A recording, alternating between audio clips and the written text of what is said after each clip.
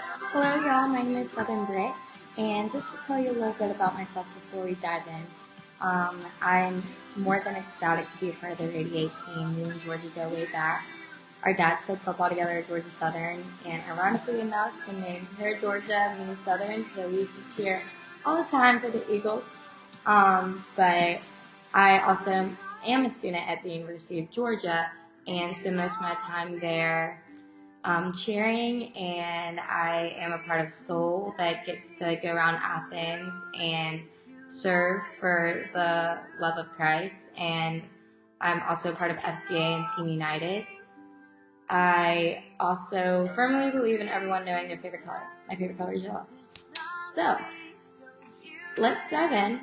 I want to leave you first with this quote that is from Dwight L. Moody. It basically says, "The world has yet to see what a man can accomplish with a heart that is completely his." Let me say that one more time. It's super important. The world has yet to see what a man can accomplish with a heart that is completely God's. So let's dive into Romans. We really want to focus on the power of the gospel because I think the gospel really is the power of God to everyone who believes it's true. And we're going to focus on Paul, who, a little backstory, if you don't know about Paul, he was Saul, basically was the opposite of who you would think would be a traveling missionary spreading the word of Christ and Jesus' best friend. But he found Christ even as what no one would expect for a human like him to. And he was the opposite of all the stereotypes you could name to be a follower of Jesus and one of his disciples, but of course he was. So, let's dive into Romans 1. In Romans 1, 16 through 18, you can see that it's basically talking about how you can't be perfect. Thank God we can't be perfect to be saved by God. You have to be perfectly imperfect, which I think that's exactly how you can describe yourself if you're saved by Christ. Paul is a great person to evaluate in the Bible. I think that not only is the gospel the power of God to everyone who believes, but it's a great example and it's a great guide. It's even said here in Psalm 119, 105, "Your word is a lamp for my feet, a light on my path." Take that more literally, and his word is a lamp for our life. It shows us just how we can live for him. So many examples of people who screw up or who have a bad time, who totally miss their calling for God. They can't even hear him. And yet God still has mercy. He still wants to save his children, which I think is beautiful.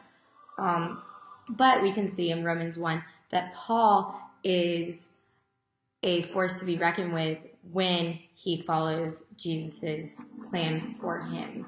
I want to focus on how Paul balances himself spiritually, how he engages his ministry personally, and how he approaches his ministry initially. These points are actually from my church that I went to Sunday, and I was shook, to say the least, because I think as children of God and in this generation, you're kind of expected to have your life all figured out when you're a senior in high school, freshman in college. When you graduate college, you better know where your job is, where you're living, who you're married, like crazy. And I think that you not so much have to know your life's plan, but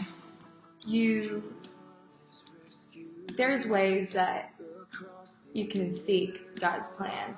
And that's what I'm learning to do. And I will elaborate more on that in a second. So let's look at, excuse me, I'm sorry. Yes, Oops, sorry, I messed up my notes. But anyways, okay. So for balancing yourself spiritually, Paul goes out there with an enormous self-esteem, but with a great dose of humility. He has confidence in God that he was called to be an apostle. He's hyper gifted. He uses his blessings to serve.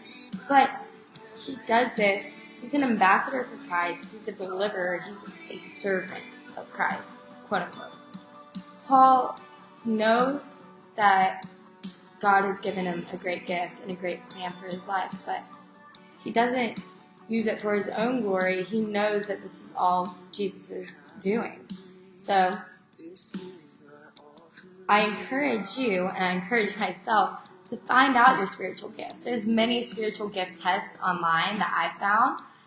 It's great to figure out what you're good at, what your strengths are spiritually, and what your weaknesses are spiritually. It can help you find your footing a little bit more and maybe what God's plan is for you. I also encourage you to figure out how to act on those spiritual gifts. I encourage you to look at your weaknesses as a chance to improve and pray. I really encourage you to look at your strengths and ask your mentor or someone you trust just how you can use that. Excuse me.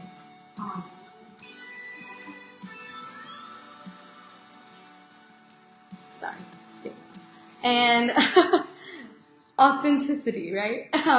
But I think that it's a great opportunity to recognize what you believe is the most important thing to do for you to say to glorify God in the best way you can do it with your life.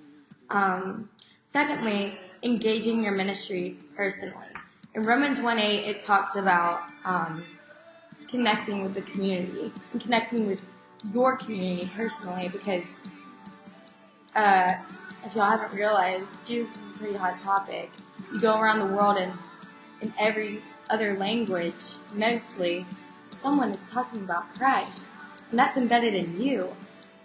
Your church is quite literally famous, for lack of a better word, around the world, around the globe. And y'all have something so important to tell. So by connecting to your community, what better way to spread the gospel than within your own community and locally? And then you can start branching out, which comes to point number 3, approach your ministry initially. You look at Romans 1:14 through 16, and it says, quote unquote, I am obligated, I am eager, and I am not ashamed. I am obligated, I am eager, and I am not ashamed.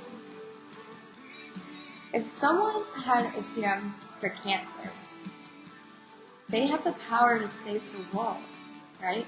It's too powerful to not share. If someone had a cure to cancer right now and wasn't telling the world, how angry would the world be? How many lives could be saved that have been lost? Quite literally, we have the same message. Our message has the power to save the world, to save the people that are lost. And we can really turn this world around with the message that God has given us, with the word that God has given us as a light to our path and a lamp to our feet. So, I'm awestruck, honestly, because how amazing is it that not only is the gospel truth, not only is the gospel power, not only is it a lifesaver, but it's an example of how we can live, of how we can take the next step. Even if you wanted to, if your spiritual gift is prophecy, if your spiritual gift is mercy and your guidance counselor, if your spiritual gift is exhortation, you can be an encourager. If there's so many aspects of life that doesn't have to be directly affiliated with the church, but through that avenue, you can be a vessel for Christ. I think that's quite amazing because we have so many opportunities out there for us that sometimes we don't reach for it because we're not quite sure of how it may play out. Trust in yourself. Trust in the people that you trust the most. And trust in God. Take that one step of faith towards whatever it may be, and trust that God has a plan for the rest of your life. I'm going to end with repeating this quote one last time. Again, it's by Dwight L. Moody, and it says, "The world is yet to see what a man can accomplish with a heart that is completely his." Thank y'all. I hope y'all have a nice day.